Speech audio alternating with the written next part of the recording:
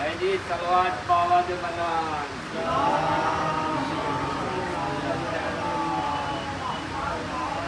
ناری حیدری لبیک یا حسین سائے کونین امام زمان علیہ السلام باوا دے بنان سلوات صلی علی محمد و آل محمد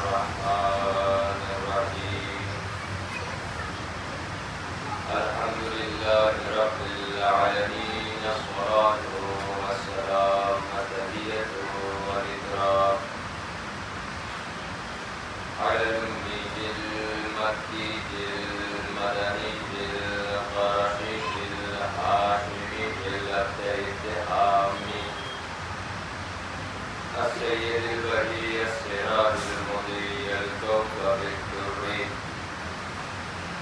صاحب المقال والسكينة المدفون بأرض مدينة العبد المؤيد والرسول المسدد المصطفى الأمجد المحمود الأحمد حبيب إله العالمين وخاتم النبيين وسيد المرسلين وشفيع المذنبين أبي القاسم محمد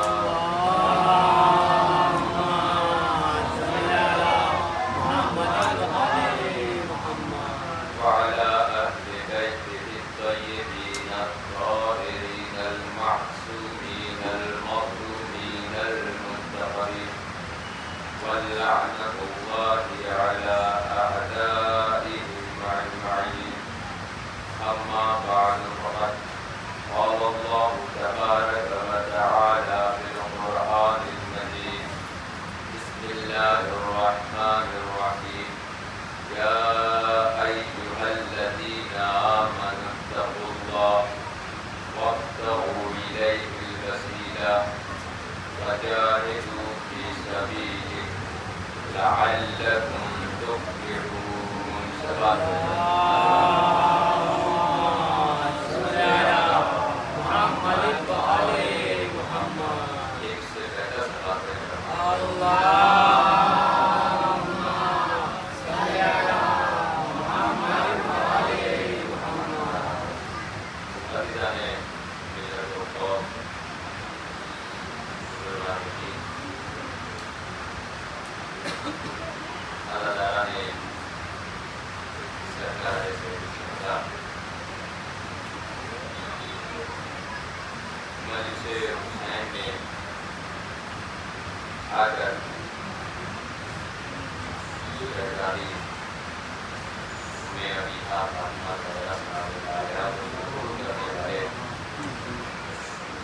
اور اس آس میں اپنی زندگی کو سخت کرنے والے کہ اسی کے تصدق اور اسی کے وسیلے سے شہزادی بروز قیامت حاصل کی شفاعت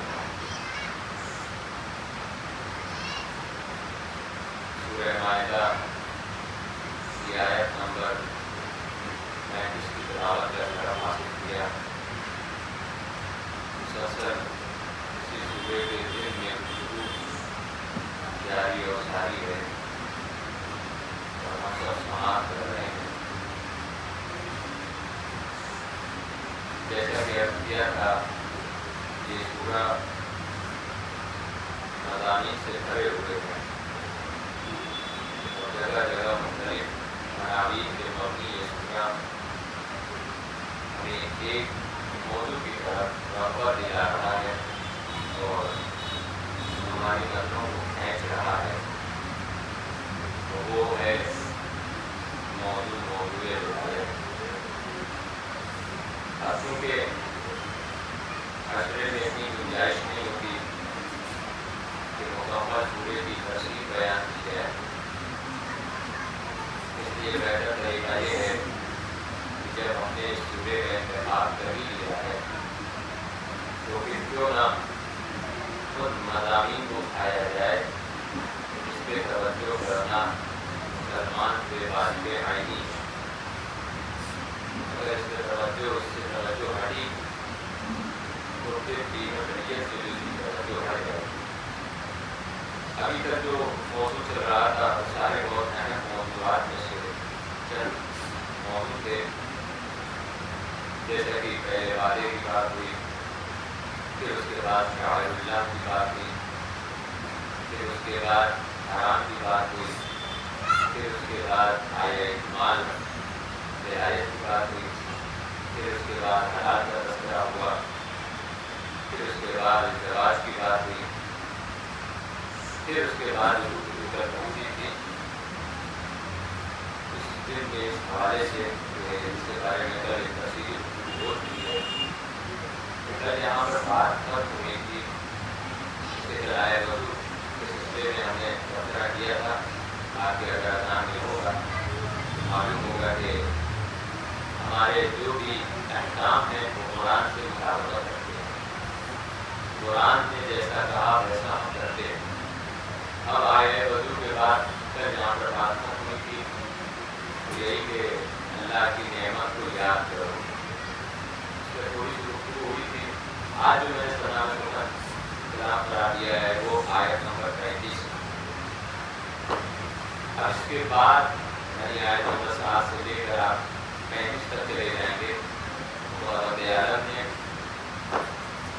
چاروں جیسے 4 کتاب کے ماننے والے لوگ ہیں، زبور کے ماننے والے، توریت کے ماننے والے، انجیل کے ماننے والے اور قرآن کے ماننے والے۔ کیونکہ زبور آسما بہت گہری ہو چکا ہے، اس کے ماننے والے اب موجود نہیں ہیں۔ تو رب عالم نے اس دوران ان تینوں کتابوں کے ماننے والوں سے یا تو بات کی ہے یا انہیں وعدے کی طرف دھیان دیا ہے۔ اور ایک بڑی اچھی بات یہ ہے کہ رب عالم نے عیسائیوں سے بھی بات کی، یہودیوں سے بھی بات کی۔ تب عیسائی سے کہا کہ یاد کرو کہ میں نے تم سے وعدہ کیا تھا، تم نے وعدہ کیا تھا۔ یہی حال عیسائیوں کے ساتھ بھی رہا۔ قرآن کا ایک مزاج آپ دیکھیں کہ قرآن عیسائی سے نفرت اس کی قومیت کی وجہ سے نہیں کرتا کہ تم عیسائی ہو تو ہم تم سے نفرت کرتے ہیں، یا تم یہودی ہو تو ہم تم سے نفرت کرتے ہیں۔ ایک ساتھ میں جو تم اعمال انجام دیتے ہو وہ خدا کو پسند نہیں آتا۔ یعنی خدا کسی بھی قومیت کو ٹارگیٹ نہیں کرتا، تم فلاں مذہب کے ہو، فلاں قوم کے ہو، فلاں مسلک کے ہو، فلاں فرقے کے ہو، اس لیے تم خراب ہو۔ نہیں، تمہارے اعمال خراب ہیں اس لیے تمہیں خراب کہا جا رہا ہے۔ یہ قرآن ہمیں ایک آئینہ دے کر جا رہا ہے کہ تم بھی جس زمانے میں بھی زندگی گزارو، تم کسی کو اس کی قومیت کے حساب سے خراب نہیں کہہ سکتے، کیونکہ ایک سیدھا سا اصول ہے کہ کوئی بھی مذہب اور کوئی بھی دین خراب نہیں ہوتا ہے۔ یہ تو کلیئر ہے دین جو ایسی بیٹی ہے وہ اللہ کے نزدیک، لیکن کسی کا دین خراب نہیں ہوتا، اور اس میں ماننے والے اچھے بھی ہوتے ہیں اور ماننے والے برے بھی ہوتے ہیں۔ تو اسی مزاج کو قرآن نے اپنایا۔ پورے قرآن کو آپ اٹھا کر دیکھیں، کہیں بھی آپ کو یہ نہیں ملے گا کہ اللہ کہے کہ تم عیسائی ہو اس لیے تم سے نفرت کر رہا ہوں، تم یہودی ہو اس لیے تم سے نفرت کر رہا ہوں اور اس لیے تم جہنم میں جاؤ گے۔ نہیں، بات کی ہے قرآن عالم نے، یہی گفتگو کرنے کا انداز ہوتا ہے، یہی طریقہ ہوتا ہے۔ تو آج جو آیتوں کی گفتگو ہونی ہے، ایک جو تھوڑی سی گفتگو کر رہ گئی تھی نعمت کا ذکر، اور پھر اس کے بعد آج جو میں نے آیت پڑھی ہے اس کا ترجمہ پہلے میں یہ دیتا ہوں تاکہ آپ تیار ہو جائیں کہ آج کس موضوع میں ہم کو بات سننی ہے۔ پھر سے وہی بات، یا ایھا الذین آمنوا، میں نے کہا تھا 16 مرتبہ یا ایھا الذین آمنوا کہا ہے، اس کا مطلب بہت اہم بات ہے۔ یا ایھا الذین آمنوا اتقوا اللہ، اے صاحبان ایمان تقوی اختیار کرو، اللہ سے ڈرو، وابتغوا الیہ الوسیلہ، اور اس تک پہنچو کس کے ذریعے سے؟ وسیلہ کے ذریعے سے. وجاہدوا فی سبیل اللہ. اب جب تم اس تک وسیلے تک پہنچ گئے وسیلے کے ذریعے سے تو اب اللہ کی راہ میں جہاد کرو. اب مفسرین بہت سے جہاد کی کئی قسمیں ہیں. جہاد بالنفس، جہاد بالقلم، جہاد باللسان، زبان سے جہاد، قلم سے جہاد، تلوار سے جہاد، نفس سے جہاد، یعنی جہاد کرو. پھر اس کے بعد لعلکم تفلحون، شاید کہ تم کامیاب ہو جاؤ. اس آیت میں ایک پورا سسٹم ہے. وہ کیا ہے؟ پہلے صاحبان ایمان سے مخاطب ہوا. اے صاحبان ایمان. صاحبان ایمان ہوا مدرسہ، اسکول، اس کا نام ہے مدرسہ ایمان. اس کے بعد کیا تھا؟ اتقوا اللہ، اللہ سے ڈرو. یہ درجہ ہو گیا کلاس. مدرسہ ایمان کا پہلا درجہ درجہ تقویٰ. پھر اس کے بعد وابتغوا الیہ الوسیلہ، اس تک پہنچو وسیلے کے ذریعے سے. اب دوسرا درجہ وسیلہ. وجاہدوا فی سبیل اللہ، جب تم یہ دو درجے پاس کر لو تب جہاد کے لیے نکلو. تیسرا درجہ ہوا جاہدوا فی سبیل اللہ، اللہ کے نام میں جہاد کرو. مدرسوں میں صرف کلاس پڑھا کر آگے نہیں پڑھایا جاتا ہے، بلکہ امتحان دے کر نتیجہ دیا جاتا ہے، رزلٹ دیا جاتا ہے. مولانا تعالیٰ نے کہا کہ تم اس مدرسے میں آؤ، ان درجوں پہ فوکس کرو. اس درجے میں تم نے اگر اچھے سے پڑھائی کی تو لعلکم تفلحون، تم کامیاب ہو جاؤ گے. یہ تمہارا رزلٹ ہے. یہی آیت جس کا میں نے تلاوت کی ہے. اب تک جہاں تک بات ہوئی کہ وہ نعمت کا ذکر ہو رہا تھا، خداوند عالم نعمت کا کو یاد کرا رہا ہے. اس کے بہترین مفسر قرآن آیت اللہ جواد عامری علیہ الرحمہ حفظ اللہ، وہ یہ فرماتے ہیں کہ اس آیت کے ذکر میں خداوند عالم بہت اہم بات کر رہا ہے کہ نعمت کو یاد کرو. مسلمانوں سے کہہ رہا ہے، یہاں تک کہ بنی اسرائیل سے بھرا پڑا ہے. اے بنی اسرائیل میں تم پر نعمتیں میں نے اتنی اتاری ہیں، اس کو یاد کرو. کیوں بنی اسرائیل سے کیوں کہہ رہا تھا؟ کیونکہ بنی اسرائیل نے نعمت کا نقصان بہت کیا. خداوند عالم نے قرآن کی مجید کی آیت بتائی گیا، خداوند عالم نے اتنی نعمتیں بنی اسرائیل کو دی مگر یہ ناشکری کر جاتے تھے. اور پھر بعد میں کیا ہوا؟ مجبور ہو گئے سڑی ہوئی روٹیاں کھانے کے لیے، سڑے ہوئے کھانا کھانے کے لیے. یہ ہمارے لیے پیغام ہے کہ جب ہمیں نعمت مل جائے تو ہمیں اسے اسراف نہ کریں، اسے ہم ویسٹ نہ کریں، برباد نہ کریں، ورنہ مجبوری یہ آئے گی کہ بعد میں ہم پانی کو بھی ترسیں گے. جیسے سب سے بڑی نعمت اس وقت پانی ہے. ہر جگہ بہت سے ملکوں میں پانی کی قلت ہو رہی ہے. جہاں پانی بھرا پڑا ہے جن ملکوں میں وہاں ضائع ہو رہا ہے، ختم ہو رہا ہے، بے انتہا اس کو خرچہ کیا جا رہا ہے.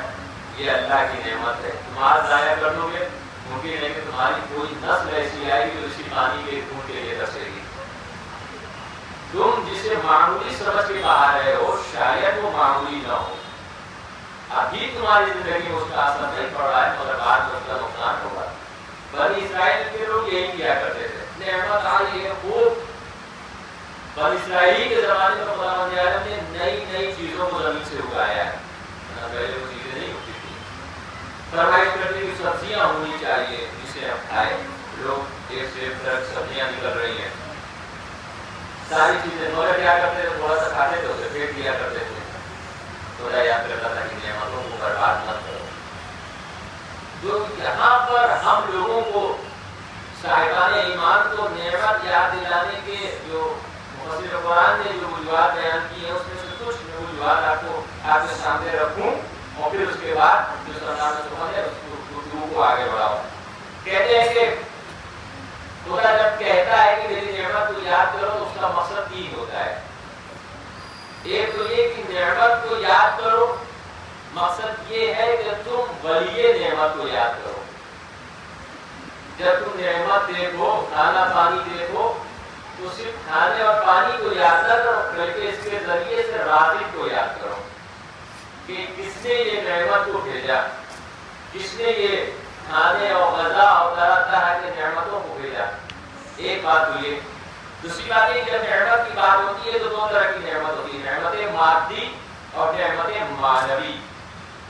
نعمت مادی جیسے یہ درخت نعمت مادی، یہ کھانا، یہ پینا، یہ کپڑا، یہ آپ کے ہاتھ، بدن، آنکھ، ناک، بال، کان، یہ ساری چیزیں نعمت مادی میں سے آ جاتی ہے، اس کو بھی یاد کرو۔ اور پھر تیسری نعمت روحانی، جیسے خداوند عالم نے آپ کے لیے ہدایت کا انتظام کیا، خداوند عالم نے آپ کے ہدایت کے لیے راستے فراہم کیے، شریعت اتاری، قرآن اتارا، نبی بھیجے، امام بھیجے، خلفاء بھیجے، راہبر بھیجے، ولی خدا بھیجے، وصی خدا بھیجے، ہر طرح کے نظام کو باندھا، یہ بھی نعمت ہے۔ ہمیں کون سی نعمتوں کا شکریہ ادا کرنا ہے؟ دونوں نعمتوں کا شکریہ ادا کرنا ہے، اور بار بار اب یہ اس پہ آپ توجہ دیجیے گا، خداوند عالم اگر کہہ رہا ہے کہ میری نعمت کا ذکر کرو، میری نعمت کو یاد کرو، تو یہی تک بات نہیں ہو رہی ہے، بلکہ کہہ رہا ہے کہ اگر تم میری نعمتوں کو یاد کرو گے، میری نعمتوں کا ذکر کرو گے، تو میں بھی تمہیں یاد کروں گا۔ بس قرونی اذکرکم، تم میرا ذکر کرو، میں تمہارے ذکر کو باقی رکھوں گا۔ ایسا نہ ہو کہ نعمت مل جائے اور بلیے نعمت کو بھول جاؤ، ایسا نہ ہو کہ نعمت دولت حاصل ہو جائے پھر بھول جاؤ کہ کسی نے دولت کے ملنے کے بعد زکات اور خمس کو بھی رکھا ہے۔ ایسا نہ ہو کہ نعمت کی یہ چمچماہٹ میں تم اس نعمت کو یا اس نعمت کو بھیجنے والے کو فراموش کر جاؤ، ایسا نہیں ہونا چاہیے۔ اب ایک واقعہ آپ کو معلوم ہے، قارون، سب جانتے ہیں کہ قارون کی دولت بڑی مشہور تھی۔ ہوتا کیا ہے کہ جب نعمت مل جائے اور پھر نعمت بھیجنے والا یا نعمت جس نے نازل کیا وہ فراموش ہو جائے تو پھر کیا ہوتا ہے؟ نعمت کی کمیاں یا پھر وہ راستہ بہت جاتا ہے۔ آزاداری سب سے بڑی نعمت ہے اس زمانے کی، اب توجہ کیجیے، آزاداری سب سے بڑی نعمت ہے زمانے کی، اور یہاں تک کہ معصومین کا قول ہے کہ جب نعمت چھن جاتی ہے تب اس کا احساس ہوتا ہے۔ جیسے جو بھی آپ بچے موجود ہیں، آپ کے لیے آپ کی سب سے بڑی نعمت آپ کی ماں ہے، آپ کی والدہ ہے، یا آپ کے والدین ہیں، ماں اور باپ۔ بہت طرح سے آپ بہیو کرتے ہیں، بلائے نہیں گئے، بات کھیلنے سے منع کیا، آپ چلے گئے کھیلنے کے لیے، کہتے رہ گئے، یہ کیا بار بار منع کرتے ہیں، بار بار منع کرتے ہیں، بار بار ٹوکتے ہیں۔ لیکن جب آپ دوسرے بچے سے ملاقات کیجیے کہ جس کے ماں باپ اس دنیا میں نہ ہوں، جس کے ماں باپ اس دنیا میں نہ ہوں، اب اس سے پوچھئے کہ یہ ماں باپ کون سی نعمت تھے، اسے بھی احساس نہیں ہو رہا کہ خداوند عالم نے یہ جو ماں باپ کی شکل میں ہمیں نعمت دی تھی اس کا احساس نہیں تھا۔ لیکن جب نعمت چھینی اب احساس ہونے لگا، اگر میرے باپ ہوتے تو یہ ہو جاتا، اگر میری ماں ہوتی تو میں آج بھوکا نہ سوتا، اگر میری ماں ہوتی تو مجھے آج اسکول کے لیے تیار کرتی۔ پتہ یہ چلا کہ آپ کو ماں باپ کی قدر تب پتہ چلے گی جب ماں باپ اس دنیا سے چلے جائیں گے۔ اسی طریقے سے آپ کو اس آزاداری کی نعمت تب پتہ چلے گی جب آپ سے یہ نعمت چھین لی جائے گی۔ کل آپ مجلس میں آتے تھے، اگلے دن مجلس میں نہیں گئے، پھر ایک دن آئے، پھر 2 دن نہیں گئے، پھر 3 دن آئے، پھر 5 دن نہیں گئے۔ اب اس سے کیا ہوگا کہ ایک سلسلہ بن جائے گا کہ اب مجلسوں میں نہیں جانا ہے۔ پہلے یہ ہوتا تھا کہ کام چھوڑو مجلسوں میں جاؤ، اب یہ ہوتا تھا مجلسیں چھوڑو کام پہ چلے جاؤ۔ اب نعمت کا احساس کیسے ہوگا؟ اسی طریقے سے احساس ہوگا جب آپ دور ہونے لگیں گے، تب آپ کو پتا چلے گا کہ جو غذا اور جو تبرک، چاہے وہ تبرک مادی ہو چاہے تبرک معنوی ہو، جو آزاداری سے ہمیں مل رہی تھی وہ دنیا کے کسی کونے اور کسی گوشے میں نہیں مل رہی ہے۔ سمجھ رہے آپ؟ یہ ہے نعمت۔ اب قارون کو سب جانتے ہیں، بہت آہستہ سے قارون کو سب جانتے ہیں۔ قارون کی دولت بڑی مشہور تھی، بہت امیر، بہت پیسے والا۔ آج کے لیے پیسے والے ہیں، اس کے سامنے پانی بھرے، اس کے پاس اتنی دولت، اتنے جاؤ بھشم کا مالک موسیٰ علیہ السلام کے زمانے میں۔ اب چونکہ یہ وقت ایسا ہے کہ اگر بات کہیں پہ تھوڑی سی بات جیسی ہونے لگے تو لوگ کی آنکھیں بند ہونے لگتی ہے، لیکن آپ محسوس کیجیے گا کہ جس طریقے سے میں پڑھ رہا ہوں اور میں خود اس صحبت کو برداشت کر کے پڑھ رہا ہوں، آپ اسی صحبت کے ساتھ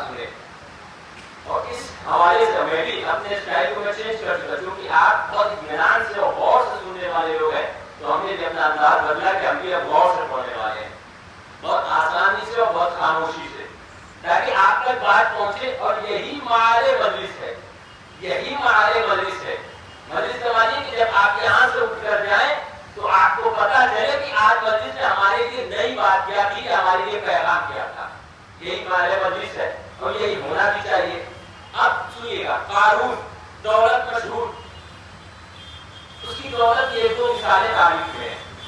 ایک مثال یہ سمجھ لیجیے کہ جب وہ نکلتا تھا، سفر کرتا تھا، تو اس کے پاس 1000 اونٹ صرف اس لیے ہوا کرتے تھے کہ خزانے کی چابیاں اس پہ ڈالی جائیں. اب آپ اندازہ لگائیے کہ وہ کتنا پیسے والا ہوگا.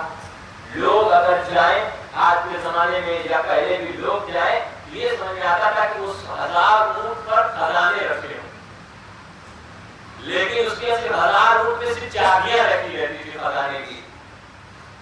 ایک اس سے آپ اندازہ لگا لیجیے. دوسری بات، جب وہ نکلتا تھا تو پھر 1000 اونٹ ہوا کرتے تھے جس پہ کنیزیں رہتی تھی تاکہ راستے بھر رقص کرتے رہیں، اسے محسوس کرتے رہیں. اور بہت تاریخ میں بتایا کہ 1000 غلام بھی ہوا کرتے تھے جو اسے خدمت کو انجام دیتے تھے. یہ تب کی بات ہو رہی ہے جب وہ اپنے محل میں نہیں ہے، راستے میں ہے اور جا رہا ہے. آپ اس کی نعمت کا اندازہ لگا لیجیے.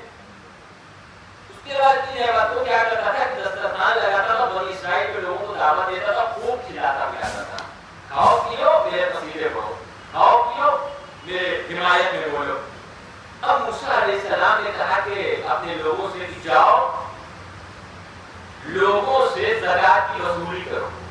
اے اللہ تمہیں نعمت دے رہا ہے، پیسے دے رہا ہے، کچھ غریبوں کے لیے لاؤ، نکالو. پتہ چلا یہ زکات لینے کا کام صرف مولوی حضرات کا نہیں ہے، بلکہ موسیٰ جیسے پیغمبر بھی کر چکے ہیں. اور وصولی کے لیے بھیجتے تھے، کیونکہ وہ زکات کا مقصد کیا ہے؟ زکات میں اللہ کا حق ہوتا ہے اور اللہ کیا کرے گا؟ استعمال کرے گا. وہ اس جو غریب بندے ہیں اس پہ خرچ کیا جاتا ہے. اتنا خوبصورت نظام تھا نظام اسلام، جس میں زکات اور خمس جیسا معاملہ رکھا. اگر اسے سارے مسلمان اپناتے تو پھر آج کسی کو دوسرے گھر پہ جا کر لون یا قرض مانگنے کی ضرورت ہی نہیں پڑتی. اگر اس کو بطور احسان انجام دیا جاتا، کہا کہ جاؤ وصولی کرو زکات کی. لوگ آئے، کچھ جگہ سے مل گیا. اب قارون کے پاس اتنی دولت، زکات دے دیتا کچھ کم ہو جاتا کیا؟ نہیں کم ہوتا، لیکن اس نے منع کر دیا. یہ کون سا طریقہ ہے کہ ابھی پیسہ دولت آئی نہیں اور مانگنے والے لوگ چلے آئے.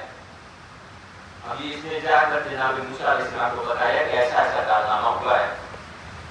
موسیٰ علیہ السلام اس سے بہت ناراض ہو گئے. موسیٰ علیہ السلام کی روش تھی کہ وہ جاتے تھے اور اسرائیل کے لوگوں کو نصیحت کیا کرتے تھے. اب قارون کے خلاف بات ہونے لگی. اللہ نے اسے نعمت کیا دی کہ اپنے غریب بندوں کو وہ بھول گیا، اللہ کے غریب بندوں کو بھول گیا. اب جب مخالفت بڑھی موسیٰ علیہ السلام کی قارون کے لیے، تو پھر قارون نے کہا کہ اب وقت آ گیا ہے کہ موسیٰ علیہ السلام کی بے عزتی کیا جائے. دیکھیے بہت سے لوگ آج بھی چاہتے ہیں کہ دولت کے بل پر کسی کی عزت کو تعطیل کر سکے. یہ کوئی نیا انداز نہیں ہے بلکہ قانونی انداز ہے. اس نے بھی سوچا کہ دولت کے بل پر موسیٰ کی پہ حرمتی کی جائے اور شاید وہ کامیاب ہو جائے. تو اس نے ایک کنیز کو بلایا. بلانے کے بعد کنیز سے کہا کہ دیکھو موسیٰ جو ہے وہ بنی اسرائیل کے درمیان جب نصیحت کرے تو اس دوران جانا اور جانے کے بعد کہنا لوگوں سے یہ جو تمہیں نصیحت کر رہا ہے اس نے میرے ساتھ زنا کیا ہے، میرے ساتھ زنا کیا ہے اور میرے ستم میں جو نتیجہ ہے وہ اس شخص کا ہے.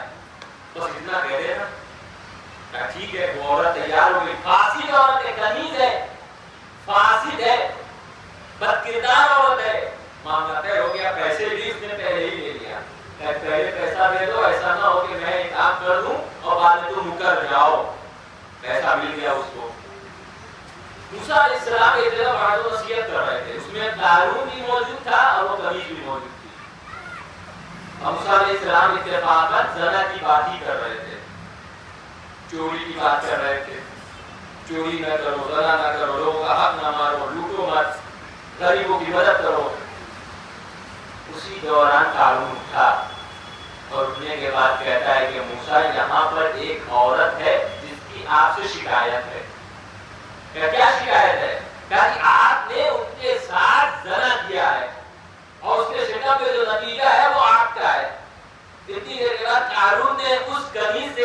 کھڑی ہو جاؤ اور کھڑی ہو کر کیوں نہیں کہتی کہ جو میں کہہ رہا ہوں وہ صحیح ہے؟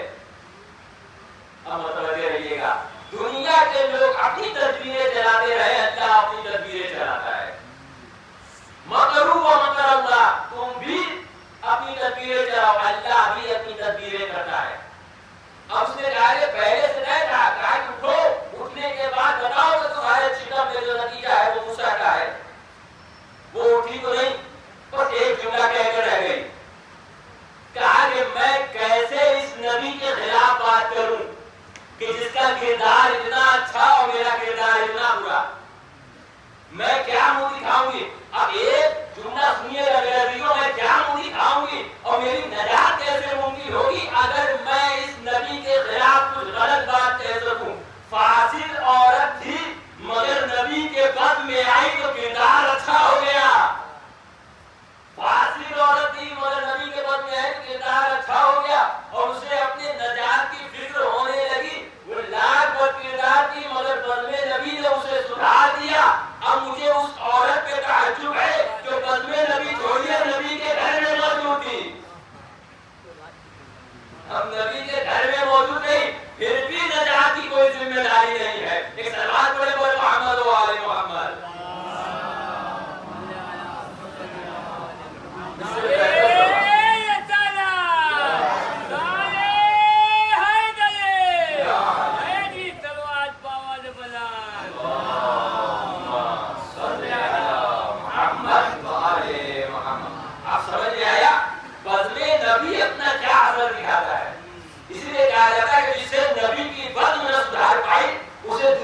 چوراہے بھی نہیں سدھار پائیں گے۔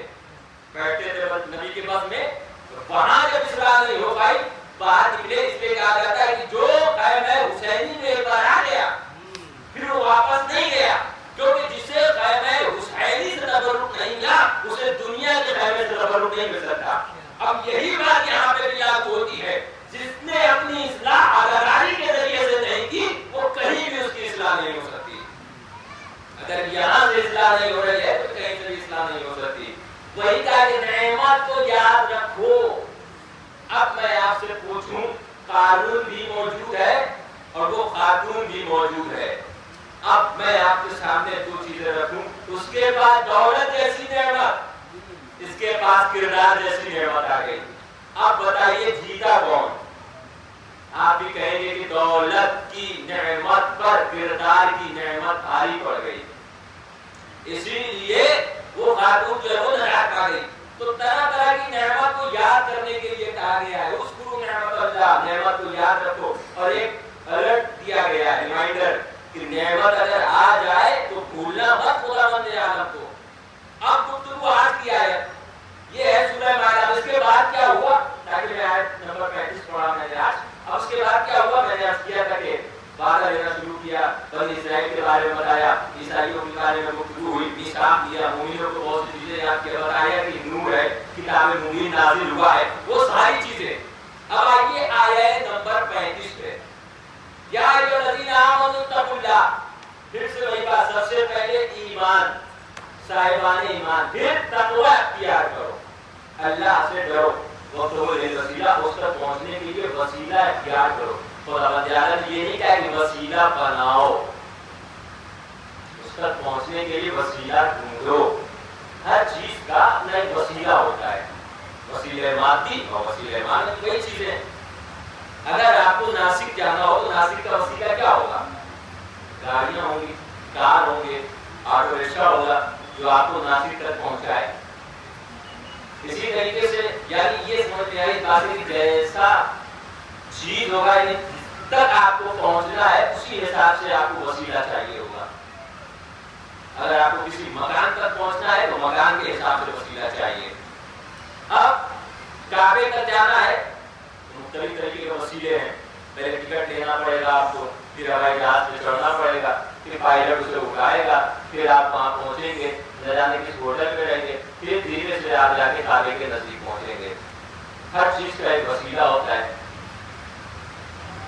اب کیا ایک چیز میں آپ سے کہوں کہ جو کعبے تک پہنچ رہا ہے وسیلے کے ذریعے سے، تو کیا وہ خدا تک پہنچ رہا ہے؟ کیونکہ خدا ظرف مکان نہیں ہے، اس اس کے نہ مکان میں رہ سکتا ہے نہ سامان میں رہ سکتا ہے. ممکن ہے کہ بہت سے لوگ جو کعبے تک پہنچ رہے ہیں خدا تک نہیں پہنچ رہے ہیں. 1000 بار آپ کعبے جائیں، جس وسیلے کے ذریعے سے آپ کعبے تک پہنچے ہیں، نہیں یہ ضروری ہے کہ آپ وہاں تک پہنچیں، خدا تک پہنچیں. یعنی سمجھ نہیں آیا کہ وسیلہ ویسا چاہیے جیسا سامان ہے، جیسے چیز ہے اسی طرح کے وسیلے کی ضرورت ہوتی ہے. اب ایک چیز میں یہ بھی خیال رکھا جاتا ہے کہ آپ کو ایسے وسیلے کی تلاش ہوتی ہے کہ وہ وسیلہ آپ کو وہاں تک پہنچا دے. ایسا نہ ہو کہ آپ ممبئی جانے کے لیے نکلے اور آپ کو وہ یو پی چھوڑ آئے. اب اس میں غلطی کس کی ہے؟ نہ ممبئی والوں کی غلطی نہ یو پی والوں کی غلطی. غلطی آپ کی ہے کہ آپ نے غلط وسیلے کا انتخاب کیا ہے، غلط وسیلے کا انتخاب کیا ہے.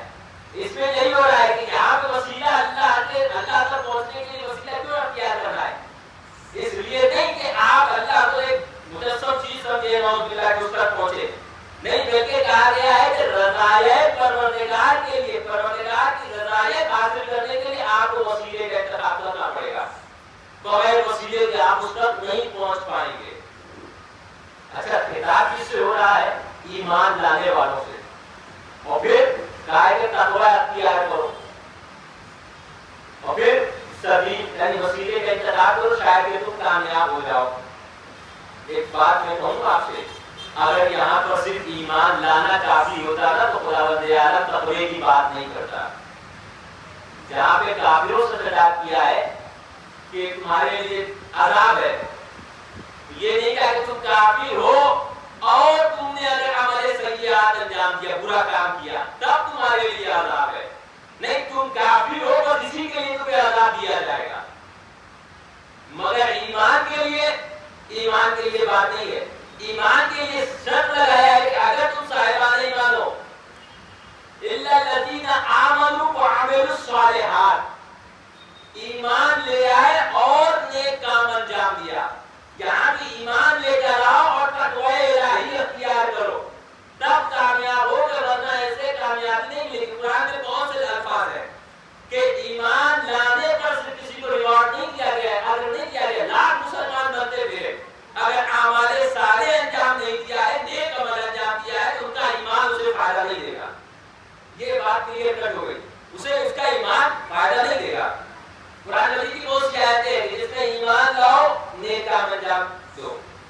آمنوا واحسنوا، آمنوا وعملوا الصالحات، یعنی نیک کام کرو اور احسنوا. اب چونکہ احسن ورڈ آیا ہے، یہ عربی لفظ سے بہت سی چیزیں جو اردو میں آئی ہیں بعض حضرات نے اس کے معنی بالکل بدل دیے.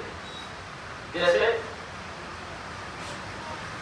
وبالوالدین احسانا، اور اپنے والد کے ساتھ، اپنے والدین کے ساتھ کیا کرو؟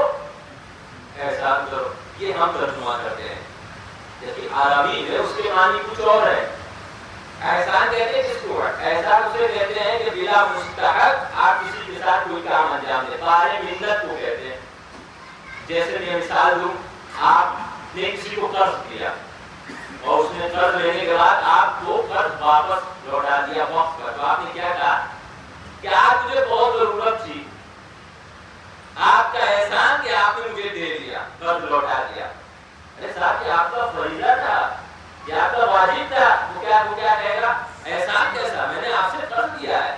پتہ یہ چلا کہ مستحق ہیں آپ، اگر واجب کے لیے احسان نہیں ہوتا ہے. بلکہ ہاں یہ ہوا کہ آپ کے پاس گھر نہیں تھا، کسی نے کیا کیا لیجیے آپ کا گھر ہو گیا. اب آپ کہیں کہ ہاں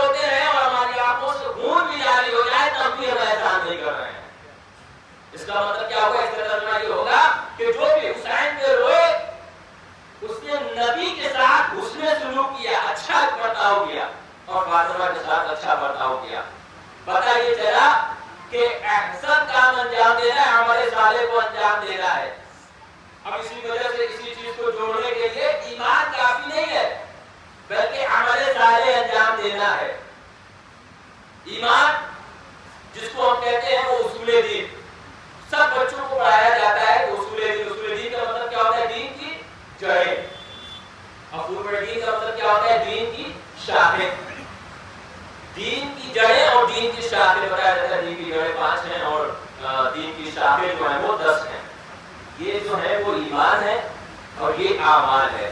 اصول جتنا آپ کو ملے گا توحید، عدل، نبوت، امامت، قیامت، اس کا تعلق ایمان سے ہے. لیکن جب فروع دین میں آپ جائیں گے، نماز، روزہ، حج، خوف، زکات، تب اللہ تبارک یہ ساری چیزیں، جہاد، جتنی بھی چیزیں ہیں وہ ساری چیزیں کس میں آئیں گی؟ فروع دین میں آئیں گی. یعنی یہ شاخیں ہیں. اب یہی تو مولانا تعالیٰ کہنا چاہ رہا ہے کہ بغیر ایمان کے وسیلہ کسی کام کا نہیں ہے، اور بغیر عمل صالح کے ایمان کسی کام کا نہیں ہے. اس لیے مولانا تعالیٰ نے تیسری آیت میں یہ کہا کہ میں نے جو نعمتیں تمام کر دی اور آج کا دین جو دین مکمل ہو گیا، اس میں ولایت کو جو لا کر دین مکمل کرنے کی وجوہات یہی تھی کہ جتنے بھی اعمال تم انجام دو، اگر تمہارا ایمان ولایت پہ نہیں ہے تو نماز کام آنے والا ہے، نہ روزہ کام آنے والا ہے. اگر تم نے یہ کام انجام نہیں دیا تو ہمیں سکھایا جاتا ہے کہ چھوٹے دین جو ہوتے ہیں، پورے دین جو ہوتے ہیں، جڑیں.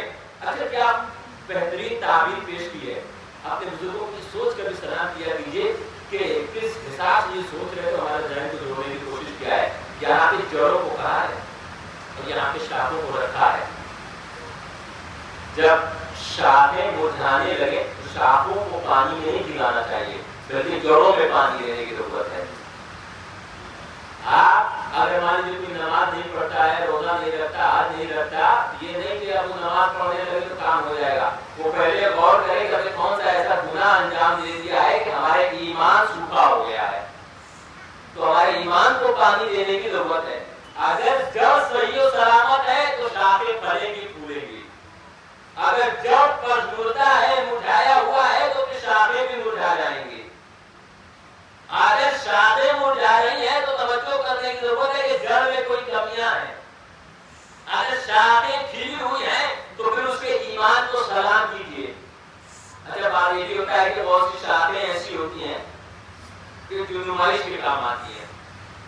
جڑ سے منسلک اگر کوئی شاخ جڑ سے ہٹ گئی تو وہ شاخ کسی کام کی نہیں ہے، بس سائے کے کام کر سکتی ہے کچھ دن. لیکن اگر آپ یہ چاہتے ہیں کہ ان شاخوں پہ جو پتیاں ہیں تو ساتھ میں پھل بھی آئیں تو جڑوں کو اچھا رہنا بہت ضروری ہے.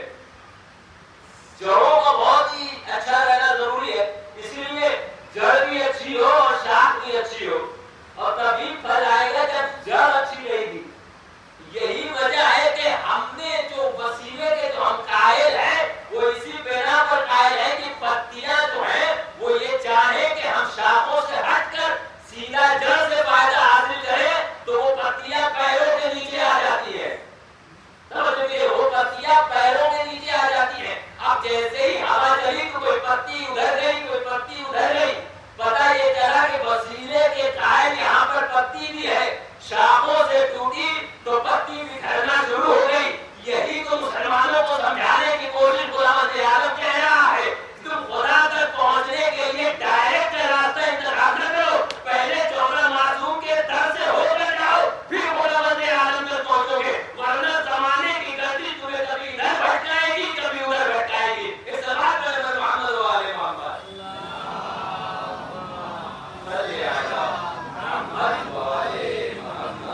یہاں پر ایک پتی بھی جانتی ہے کہ شاخوں سے اگر ہم ٹوٹے تو جڑوں سے کوئی فائدہ نہیں ملے گا. اور یہ اصول ہے، یہ قاعدہ ہے کہ وہ پتی بکھر جاتی ہے، کسی کام کی بھی نہیں ہوتی. ہوائیں چلتی ہیں آندھیوں میں، کبھی ادھر بہتی ہے اور کبھی ادھر بہتی ہے. اس لیے کہا گیا ایمان لاؤ اور ساتھ میں تقویٰ بھی حاصل کرو. صرف یہ نہیں کہ ایمان لے آئے کافی ہو گیا. اچھا، بہت سی باتیں ایسی ہوتی ہیں کہ ایمان لے آئے، ممکن ہے کہ اچھا تقوی کی بہت سی مثالیں ہیں، بہت اس کی تعریف الگ الگ بیان کی گئی ہے. اللہ سے ڈرو، سب سے آسان تعریف، سب سے آسان تعریف. لیکن امام نے اس کی کیا تعریف کی ہے؟ بہت بہترین تعریف کی ہے. تقویٰ کا مطلب کیا ہوتا ہے؟ پوچھا گیا امام سے کہ یہ تقویٰ کیا ہے؟ کہا کہ بالکل ایسے ہی ہے کہ جیسے کانٹوں بھری ایک وادی ہو اور تم اس وادی سے گزر جاؤ اس حال میں کہ تم مخمل کا کپڑا پہنے رہے ہو اور تمہیں وہ کانٹے نقصان نہ پہنچائیں. یہی تو تقویٰ ہے. اب اس دنیا میں تقوی کا مطلب یہ ہوتا ہے کہ اتنی خرابیاں زمانے میں ہیں اور آپ اس دنیا سے گزر جائیں اس حال میں کہ دنیا کی جو گندگیاں ہیں، وہ خرابیاں ہیں، وہ آپ کو پریشان نہ کر سکے یا آپ سے مس نہ ہو سکے. یہی تقویٰ ہے. اب بہت سی ایک انسان گناہ کا گزرا ہے، وہ غلطی کرتا ہے، گزر جاتا ہے، تو امام نے اس کو سراہا ہے کہ تو پریشان نہ ہو. تو خدا تعالیٰ نے تمہیں موقع دیا ہے, ایمان لیا ہے, ایک درجے تک پہنچ گئے. آپ کے درجے میں کوئی فیل ہوتا ہے تو ضروری نہیں کہ اسے نکال دیا جاتا ہے, ایک بار اور موقع دیا جاتا ہے, ایک بار اور موقع دیا جاتا ہے. ایک امام سے بہت بہترین ایک حدیث ہے کہ امام نے فرمایا کہ من تاب قبل موتہ بسنۃ, کہ جو بھی اپنی موت سے 1 سال پہلے توبہ کر لے خدا بندے عالم سے معاف کر دیتا ہے. پھر کہا کہ ارے 1 سال بھی بہت زیادہ ہوتا ہے, النصرۃ خیر کثیرہ, کہ 1 سال بھی بہت زیادہ ہوتا ہے, علاوہ النصرۃ کثیرہ, ارے 1 سال بھی بہت زیادہ ہوتا ہے. پھر امام نے کہا کہ من تاب قبل موتہ بشہر, جو اپنی موت سے 1 مہینہ پہلے توبہ کر لے اللہ اسے معاف کر دیتا ہے. پھر امام نے کہا کہ وہ 1 مہینہ بھی بہت زیادہ ہوتا ہے. پھر امام نے کہا کہ من تاب قبل موتہ بسبوع, جو اپنی موت سے 1 ہفتہ پہلے توبہ کر لے اسے اللہ جو ہے وہ معاف کر دیتا ہے. پھر امام نے کہا کہ 1 ہفتہ بھی بہت زیادہ ہوتا ہے.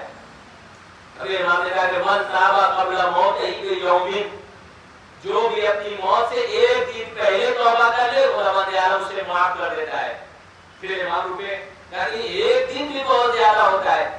اب یہ دیکھیے کرامت دیکھیے, آپ سمجھیے خدا تعالیٰ کتنا قریب ہے, اور اہل بیت آپ کو کس درد سے متوسل کرانا چاہتے ہیں. پھر امام نے کہا کہ 1 دن بھی بہت زیادہ ہوتا ہے. پھر امام نے کہا کہ من تاب قبل موتہ بساعۃ, جو اپنی موت سے 1 ساعت پہلے بھی توبہ کر لے اس کے گناہ کو اللہ معاف کر دیتا. بہت سے لوگ کہتے ہیں کہ ساعت کا مطلب ہوتا ہے گھنٹہ, 1 گھنٹہ نہیں, ساعت کا مطلب 1 گھنٹہ نہیں ہوتا, کچھ لمحہ. عربی سے جب آپ جائیں گے اس کے اصول سمجھیں گے تو کچھ لمحہ. پھر امام نے کہا کہ نہیں, وہ کچھ لمحہ بھی بہت زیادہ ہوتا ہے. پھر امام نے کہا کہ جو اپنی موت سے تو دیکھ رہا ہے کہ موت آ رہی ہے اس سے پہلے توبہ کر لے تو خدا تعالیٰ اسے معاف کر دیتا ہے.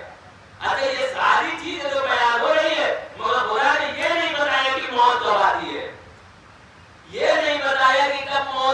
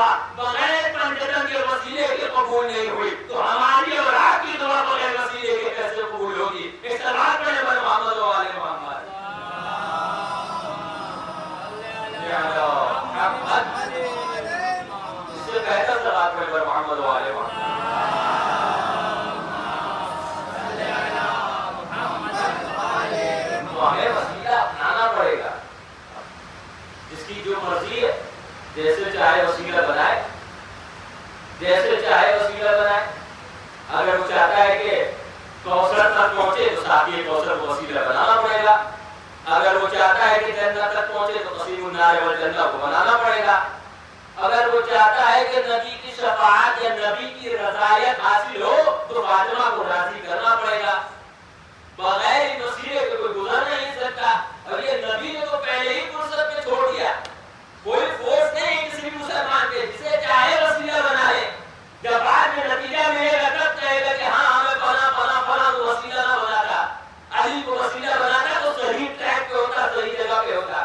اس لیے نبی نے جو غدیر کا اعلان کیا ہے وہ یہی کا منقول تو ہوگا، یہ نہیں کہا کہ سارے مسلمان پہ واجب ہے، یہ سارے مسلمان کو چاہیے کہ علی کو مولا بنا لے، نہیں بلکہ اس نے جملہ رکھا منقول تو مولا، جو مجھے مولا مانتا ہے وہی علی کو مولا مانے۔ آپ دیکھیں اس سے زیادہ کیا بات ہو سکتی ہے، اس سے زیادہ آسان کیا بات ہو سکتی ہے؟ نبی یہی تو کہنا چاہتے ہیں، فورس نہیں ہے، تم نے جسے مانا اس کی بات کو مانو۔ بھائی ہمارا اصول یہی ہے، ہم نے رسول کو مانا ہے، اس لیے ہم نے مبارکبادی دی۔ اب وہاں پہ رسول نے کہا جو مجھے مولا مانتا ہے، اب اس میں مانی کے اختلاف ہے، جو جیسا مانتا ہے ویسا علی کو مانے۔ ہم نے تو یہ دیکھا، ہماری کیا مجال کہ ہم رسول کو دوست مانے، جب علی خود کہہ رہے ہیں کہ میں رسول کے غلاموں کے غلام میں سے ہوں۔ اب آپ بتائیے یہ مزاج کیا کہیں کسی در پہ مل جائے گا؟ نہیں، یہ انہی کے در پہ ملے گا۔ یہ کہتے ہیں کہ میں نبی کے غلاموں کا میں غلام ہوں، تو میری کیا مجال کہ میں نبی کو اپنے جیسا مانوں یا نبی کو اپنا دوست مانوں؟ اس لیے خداوند عالم نے جب کہا کہ آپ اس کو پہنچا دیجئے تو نبی نے بڑی تاکید کے ساتھ اسے پہنچایا، مگر ایک بات تو چھوڑ دیا کہ یہ نہ کل کہنا کہ نبی نے زبردستی مولا منوایا تھا۔ پہلے کہا کہ پہلے کہو کہ ہاں میں آپ کو مولا مانتا ہوں، جب مولا مان لیا تب جا کر کہا کہ اب جس کا میں مولا ہوں اس کے لیے علی مولا ہو گئے، تمہیں کچھ کہنے کی ضرورت ہی نہیں ہے۔ اب بہت سے لوگ آئے اور آنے کے بعد کیا یہ اعلان اگر آپ کی طرف سے ہے، جو کہ آئے وزیر آئے گی سورہ مائدہ میں، اس میں تفصیل سے بات ہوگی، لیکن جب بات اس وسیلے کی آ گئی ہے تو میں یہ کہوں کہ انسان کا مزاج اپنا اپنا ہوتا ہے، جیسا مزاج ہے ویسا وسیلہ مانگتا ہے، اس کا اس کو بالکل اختیار ہے۔ جیسے اس دیش کے سنویدھان نے آزادی دی ہے ویسے اسلام کے سنویدھان نے بھی آزادی دی ہے، فورس کچھ نہیں ہے۔ ہاں جب رزلٹ کا دن آئے گا تب مت کہنا کہ ہمیں خراب رزلٹ آیا ہے، پھر تم سے کہا جائے گا جب خراب لوگوں کو مانو گے تو رزلٹ بھی خراب ہوگا۔ اس لیے اپنا استاد اچھے کو مانو تاکہ امتحان میں پاس ہو سکو، ایسا نہ ہو کہ استاد نے خود الف ب نہ پڑھا ہو اور آپ کو الف ب پڑھانے لگ جائے، خود بھی ایسا نہ ہو۔ اس لیے کہا ہے کہ جب کہہ دیا کہ ایمان لے آؤ پھر تقویٰ اختیار کرو، بہت سے لوگ ہوتے ہیں کہ مسلمان ہو گئے کافی ہے، اب آگے کیا ضرورت ہے؟ قرآن کیا کہتا ہے؟ تقویٰ، پھر کا وسیلہ، پھر کا جہاد۔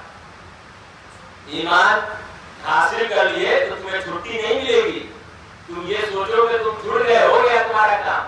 اچھا ایک بڑا لطیفہ سامنے آ گیا، ذہن میں آ گیا، لطیفہ اس لیے بیان کیا جاتا ہے تاکہ اس گرم فضا میں کچھ دل آپ کا ٹھنڈا ہو سکے اور بچے بھی بات کو سمجھ سکیں۔ ایک اسٹوڈنٹ گیا، طالب علم، استاد کے پاس کہ صاحب مجھے علی ب سیکھنا ہے، علی سے یاد ہے الفابیٹ سیکھنا ہے، اس پہ تعریف سیکھنا ہے۔ ٹھیک ہے آؤ، سکھا رہا ہے، 1 مہینہ ہو گیا وہ علی سے آگے نہیں بڑھ رہا ہے، الف کے آگے سیکھ نہیں رہا ہے وہ۔ اب وہ شکایت کرنے گیا اس کے گھر پہ، باپ سے کہا کہ یہ آپ کا کیسا بیٹا ہے، نالائق بیٹا، علی سے آگے ہی نہیں بڑھ رہا ہے۔ کیوں؟ وہ تو اچھا بچہ ہے، تیز ذہن ہے۔ کہا کہ دیکھ لیجیے، پوچھ لیجیے، کہا کہ یہ پڑھو الف، اس کے بعد نہیں الف الف الف۔ کہا کہ کیوں بھائی کیوں نہیں یاد کر رہے ہو؟ کہا کہ مجھے معلوم ہے میں الف کو اگر یاد کر لیا تو پھر یہ مولانا با یاد کرنے کو کہے گا، اور با یاد کر لیا تو پھر ٹا یاد کرنے کو کہے گا، پھر سا اس طریقے سے یاد کر جانا پڑے گا، اس لیے میں آگے نہیں بڑھ رہا ہوں۔ بہت سے لوگ مسلمان بن گئے اس لیے کہ مسلمان ہو گیا میں کافی ہو گیا، انہیں نہیں پتا برا کہا کہ مسلمان بن گئے تو اب تمہارے اوپر ولایت بھی واجب ہو گئی، ولایت کو بھی مانو، نبوت کو بھی مانو، شریعت کو بھی مانو، قرآن کو بھی مانو، کوثر کو بھی مانو، سبیل کو بھی مانو۔ اب ذہین طالب علم کون ہے؟ ذہین طالب علم وہ جلدی جلدی درجے کو پاس کرے، اس لیے یہاں جو خدا بند عالم نے کہا ہے کہ ایمان لے آؤ اور پھر اس کے بعد کیا تقویٰ اختیار کرو، پھر اس کے بعد کیا وسیلہ اختیار کرو۔ اب یہ نہ سوچے کہ ہاں وسیلہ ہو گیا اب آگے کچھ نہیں، پھر قرآن کہے گا وجاہدوا فی سبیل اللہ، اب اللہ کی راہ میں جہاد کرو۔ معاملہ رکے گا نہیں، معاملہ چلتا رہے گا اور پیش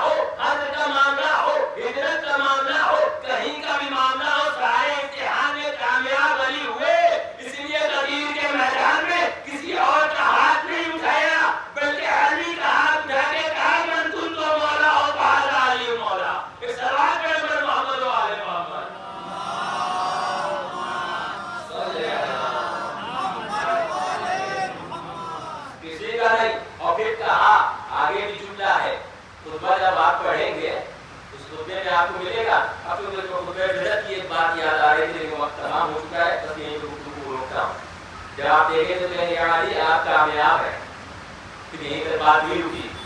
کامیاب رزلٹ اسی کو ملے گا جو اچھے سے امتحان دے. الحمدللہ ہم امتحان اچھے سے دے رہے ہیں. ہم وسیلے کرنے کا تھا، جو جیسی چیز ہوتی ہے جو اس تک پہنچائے وہ وسیلے کا کام کرتی ہے. قرآن نے نماز کو وسیلہ کہا، روزہ کو وسیلہ کہا. تمام احکام وسیلہ ہو سکتے ہیں کہ اس وسیلے کے ذریعے سے آپ خدا تک پہنچ رہے ہیں. اسی لیے تو نماز، روزہ، حج، زکات، وہ یہ ساری چیزیں جہاں وسیلہ ہے، ویسے ہی یہ علم بھی وسیلہ ہے، یہ تعزیہ بھی وسیلہ ہے، یہ فرش ادا بھی وسیلہ ہے. کیونکہ اس کا کام یہ ہے کہ آپ کو دنیا کے دروں سے اٹھا کر بطول کے در تک پہنچا دے. یہ وسیلے کا کام کرتا ہے.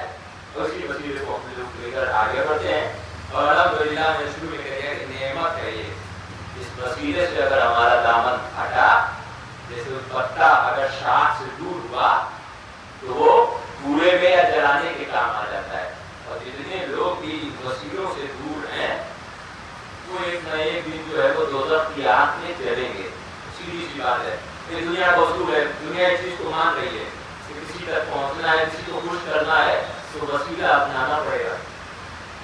اب کسی نے دنیاوی وسیلے کو ذمہ داری بنائی کہ اگر ہمارا ملک ترقی تبھی کرے گا جب امریکہ سے ڈالر آئے گا. یہ بھی ایک طرح کا وسیلہ ہے، لیکن جیسا زر ویسا وسیلہ. اور ایک دیکھا کہ ہمارا ملک ترقی تبھی کرے گا جب ہم علم حاصل کریں گے. یہ بھی ایک وسیلہ ہے. باب مدینہ العلم سے بھگائے ہوئے لوگوں کا وسیلہ ڈالر ہے، باب مدینہ العلم کے رکے رہنے لوگوں کا وسیلہ علم ہے. اس لیے اگر موضوع کیا کرنے کا تم چاہتے ہو کہ امریکہ سے مقابلہ کرو تو تمہیں علم حاصل کرنا پڑے گا. وسیلہ وہ بھی بنا رہے ہیں، وسیلہ یہ بھی بنا رہے ہیں، وہ بھی مسلمان یہ بھی مسلمان. مگر شرط یہ ہے کہ صحیح وسیلہ اور خراب وسیلہ، غلط وسیلہ. جس نے صحیح وسیلہ اپنایا فائدہ دیتا ہے اس کا. کہ آپ کی ہمت نہیں ہوئی اسرائیل امریکہ کی طرف ایک ٹکر مارنے کی بھی، اور یہ صحیح وسیلے تک پہنچ رہے تھے تو کبھی ڈرون نکالتے ہیں، کبھی میزائل نکالتے ہیں، کبھی ہائپرسونک میزائل نکالتے ہیں، کبھی بیلسٹک میزائل نکالتے ہیں اور حملہ کر کے چلے جاتے ہیں. اور دنیا دیکھتی رہ جاتی ہے. ہیڈ لائن بن جاتی ہے کہ ایران نے آئینہ دکھا دیا. ایران نے صرف وسیلے کا ایک اثر دکھایا ہے، بتایا ہے کہ ابھی وسیلے کا جب یہ کمال ہے تو جب ایران کی ذوالفقار آئے گی تب کیا حاصل ہوگا. یہ بھی وسیلہ ہے. اس طریقے سے بھی لوگ لڑتے ہیں، اس طریقے سے بھی جنگ کرتے ہیں. ہم بھی اپنے وسیلے سے جنگ کر رہے ہیں. جب ہماری دعائیں نہیں قبول ہوتی ہیں تو معصومین کی حدیث ہے کہ اپنی نمازوں میں بھی وسیلہ دے کر مانا کرو. کوئی بھی دعا تمہاری جو ہے وہ رد نہیں ہوگی. زرداری میں اشک اذا کے وسیلے سے جب آنسو گرے تو اس اشک اذا کے وسیلے سے دعا مانگی ہے. 5 محرم کا نام ہو گئے. ضرورت تو ابھی اس میں بہت زیادہ گفتگو تھی کہ فلاح و بہبود کے بھی کامیابی انشاءاللہ کل اس کے آگے گفتگو جاری ہوگی. اب چونکہ سورے کا موضوع ہے تو کہیں نہ کہیں باتیں گرا والی بھی آتی ہے، باہر بھی آتی ہے، لیکن اب جب موضوع کو اٹھا لیا گیا ہے تو اسے مکمل کرنا بہت ضروری ہے. اس طریقے کی باتیں آئیں گی اور آپ کو پتہ چلے گا کہ بہت سی مشہور آیتیں جو آپ نے سنی تھی وہ انہی سوروں میں یہ بھی پتہ چلے گا آپ کو. اس لیے میں خود آپ لوگوں سے کہوں گا کہ قرآن مجید جب پڑھیں تو اس کے ترجمے کو ضرور پڑھیں. اچھا آپ اس کو جس یہ اور جس حساب سے بھی سمجھیں پڑھیں تو آپ کو مزہ آئے گا اسے پڑھنے میں، سمجھنے میں. ورنہ بھی آپ تلاوت کرتے رہ جائیے، ثواب تو ملے گا ہی. لیکن اسلام سے ثواب کا نام نہیں ہے. اسلام کسی طریقے سے آزاداری سے ثواب کا نام نہیں ہے. ثواب تو ملے گا ہی آپ کو، لیکن آپ کو ایک مقصد تک پہنچنا ہے. تو یہ وسیلے کے ذریعے سے آپ پہنچیں گے. آج 5 محرم الحرام کتنی تیزی سے یہ دن گزر گئے. ایسا لگ رہا تھا کہ ابھی ہم نے اعلیٰ خانہ سجایا، ابھی ہم جہاں جہاں ہماری جاب لگی تھی، جہاں ہم کام کرتے تھے، ایسا لگتا تھا کہ ابھی ہم اس جگہ سے آئے ہیں. ایسا لگ رہا تھا کہ ابھی کچھ ہی دن پہلے یا ابھی بہت قریب تھے ہمارے روایت تھے. مگر کی دیر سے وقت گزر گیا. امام فرماتے ہیں لگا کہ وقت عمر تمام اور صحاب، وقت ایسے گزر جاتا ہے جیسے بادل گزر جاتا ہے. ہماری تو خواہش یہ تھی اے بنت نبی یہ وقت اتنی تیزی سے نہ گزرتا، کیونکہ ہمیں معلوم ہے کہ فرصت اگر ہاتھ سے چلا گیا تو پھر ہم اس فرصت کو پانے کے لیے سال بھر انتظار کریں گے. ہاں بلو آج 5 محرم الحرام تقریباً نصف اشرا گزر چکا. آپ نے مصائب سنے،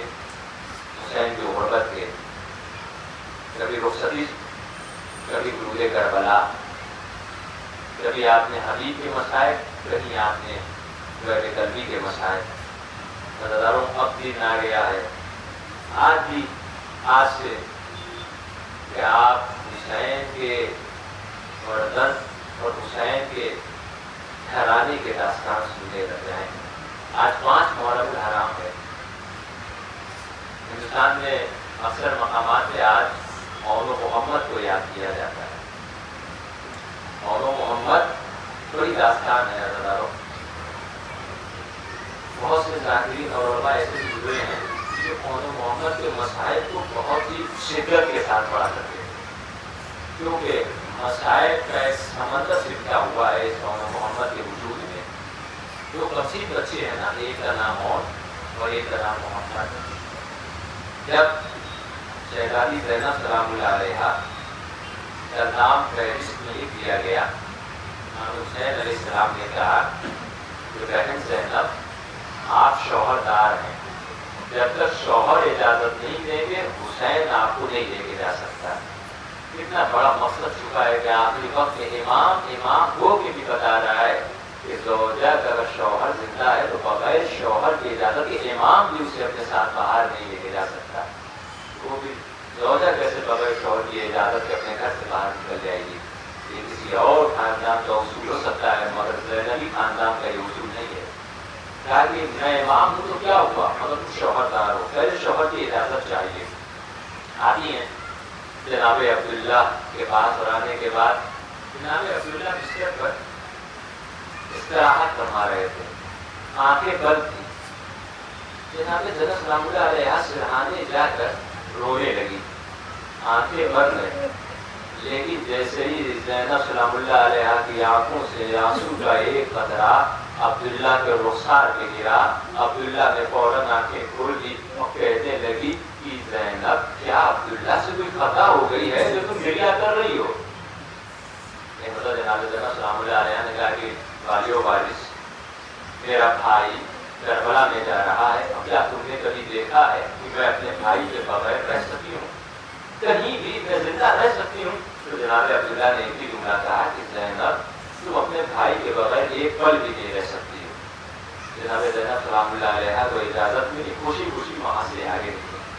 اب عبداللہ جانتے ہیں کہ وہ نہیں جا سکتے، تو عبداللہ نے اشارے سے پھر سے جناب زینب کو قریب بلایا اور کہا کہ عبداللہ کربلا میں تو نہیں جا سکتے، لیکن میرے دونوں چھوٹے بیٹے اون و محمد کو لے کر چلے جائیے اور میرے جانب سے حسین کو قربان کر دیجیے گا. عزیزانو، یہ حسین پہ گریہ کا وقت آ گیا ہے. کہا یہ جاتا ہے کہ حسین پہ گریہ کرنے میں شرمایا نہیں جاتا.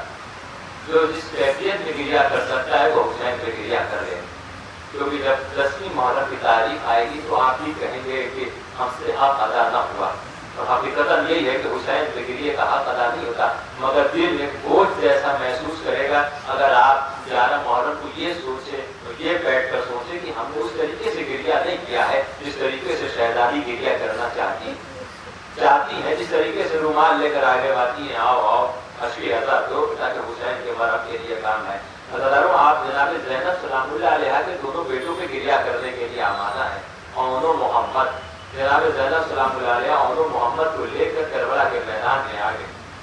ہر کوئی جا رہا ہے، اب یہاں پر اون و محمد کے جانے کی باری ہے. رشتے میں امام حسین علیہ السلام اور عباس علیہ السلام معمول رکھتے ہیں تو یہ بھاگتے رکھتے ہیں. جب اون و محمد آتے ہیں امام حسین علیہ السلام کے بعد تو امام حسین علیہ السلام نے کہا کہ بھائیو، میں تمہیں کیسے اجازت دے سکتا ہوں؟ تم تو میری بہن کی آخری نشانی ہو، میں تمہیں کیسے اجازت دے سکتا ہوں؟ الغرض واپس آئے اور پھر اصرار بڑھا اور پھر اجازت دی گئی. اب تاریخ نے منظر بیان کیا ہے کہ ایک کو امام حسین نے تیار کیا اور ایک کو جناب عباس نے تیار کیا. جناب عباس جب تیار کر رہے ہیں تو کہتے جا رہے ہیں کہ جانا جو جب تم میدان میں جانا تو جانے کے بعد ایسا حملہ کرنا کہ دشمنوں کو پتہ چل جائے کہ جعفر تیار کے گھرانے والے کس طریقے کی جنگ کرتے ہیں. اور محمد اب طرح کی گفتگو بیان کی ہے، میں ساری گفتگو نہیں بیان کرتا، بس یہ مسئلہ کے آخری چند جملے ہیں وہی آپ کی رحمت کو تمام کیے دیتا ہوں. عزاداروں اون و محمد آتے ہیں اور قیامت کی جنگ کرتے ہیں. تاریخ نے یہاں تک منظر بیان کیا کہ اس قدر یہ بچوں نے جنگ کی ہے کہ وہ منظر بھی آ گیا کہ تاریخ نے اسے لکھا کہ اون و محمد نے فرات پہ قبضہ کر لیا. لیکن پانی کو دیکھتے ہیں ایک بھائی دوسرے بھائی سے کہتا ہے نہیں پانی نہیں پینا ہے جب تک خیمے والے پانی نہ پی لے. تاریخ مطلب بیان کیا گفتگو کو بیان کیا ہے میں سارے گفتگو کو چھوڑتا ہوں. اللہ وہ وقت بھی آ گیا کہ جب محمد سفر نظر کا چونکہ پیاسے ہے نا کربلا تو بتاتی ہے کہ 7 محرم سے بچے پیاسے ہیں مگر انسانی کہتے ہیں کہ بچے بہت دن سے پیاسے ہیں جس کیفیت کا مظاہرہ ہو رہا ہے کیونکہ 2 محرم کو وارد ہوئے 4 محرم کو پانی کم کر دیا گیا 7 محرم میں پانی ختم کر دیا گیا. آج کے زمانے میں بھی جب آپ کو اندیشہ ہو کہ پانی ختم ہونے والا ہے تو آپ بہت احتیاط کرنے لگ جاتے ہیں. یہ بنی ہاشم کے بچے ان سے چھوٹے چھوٹے بچے موجود تھے اور وہ محمد اجانے کتنے دن سے پیاسے تھے مجھے نہیں معلوم تاریخ نے بیان نہیں کیا ہے. ہاں وہ وقت بھی آ گیا کہ مدد کے لیے پکارا ادھر سے آپ پاس گئے اور ادھر سے امام حسین علیہ السلام گئے اور جانے کے بعد اور محمد کی لاشیں کو خیمے میں لے کر چلے آتے ہیں. سلام کیجیے صبر زینب کو سلام کیجیے زینب کے کلیجے کو سلام کیجیے زینب کے دل کو. جب اکبر کا لاشا آیا تو جناب زینب آگے بڑھ گئی. جب عباس کا لاشا آنے والا ہے تو زینب آگے بڑھ جائیں گی لیکن اور محمد کا لاشا ہے تو جناب زینب آگے تو بڑھی مگر تاریخ نے لکھا ہے کہ زینب کی آنکھ سے آنسو کا ایک قطرہ بھی نہیں گرا. اب تاریخ نے جو منظر بیان کیا کہ آخر زینب ہجرت کیوں نہیں کر رہی تھی کیونکہ زینب شریک حسین کا نام ہے. زینب حسین کی بہن کا نام ہے. زینب یہ چاہتی ہے کہ میں بھائی کے سامنے بھائی ایسا نہ سمجھے کہ زینب کا یہاں دل ٹوٹ گیا ہے. نہیں حسین کا حوصلہ برقرار رہے اس لیے زینب کریا نہیں کرتی ہے بلکہ لاشوں کے درمیان ارے خاک کو صاف کر کے سجدہ شکر میں لہراتی ہے اور ایک دعا کرتی ہے اللہم تقبل منا ھذا القربان. اے میرے پروردگار زینب کی قربانی کو قبول فرما لے. اگر آپ زینب کی قربانی کو قبول فرما لے جناب زینب یہاں پہ بھی گریا نہیں کرتی ہے نہیں آنکھوں سے ایک بھی آنسو جاری نہیں ہوتا ہے. آپ نے سوچا آپ تاریخ بھی سوچ رہی ہوگی زینب کبھی تو گریا کرے گی اپنے اولو محمد پہ لیکن نہیں گریا نہیں کرتے. جب یہ قافلہ لٹ کر شام کے زندان میں پہنچا ہے اور سب کے سروں کو بھیجا گیا ہے ہر سر کی مائیں آگے بڑھ جاتی ہے.